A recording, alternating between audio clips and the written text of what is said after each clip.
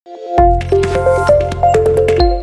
म्हणजे पाण्याच्या पॉईंटवर येतो मी. पाण्याचा हा जो विषय आहे. आता तुम्ही बघा की परवा 3 दिवसापूर्वी मान्य आमदार प्रताप सरनाईक साहेब यांनी मीरा भाईंसाठी 10 मिली कोटा मागितला. त्यांना तसं पाहिलं तर सूर्या जरा तयार झालं, त्यांना पाणी येत होती. तरी पण MIDCच्या मंत्री त्यांनी त्यांना 10 MLD पाणी कोटा मंजूर करून ठेवला. तो पाणी कुठं जाणार आहे? आपल्या बारवे डॅमवर. मी गेली 4 वर्ष झाली आपलं 140 MLD पाणी, मी तुम्हाला टेक्निकली सांगतोय काय चाललंय ते समजण्यासाठी.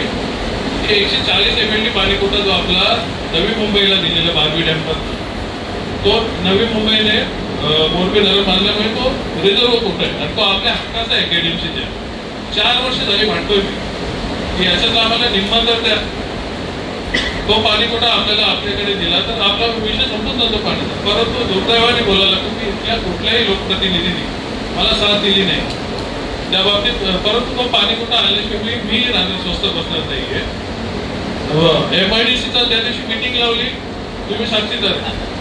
KDMCत मिटिंग लावली, लगेच आयुक्त आजारी पडले आणि नंतर मंत्रालयात मिटिंग लावली. हे अशा प्रकारचं राजकारण चालू होतात.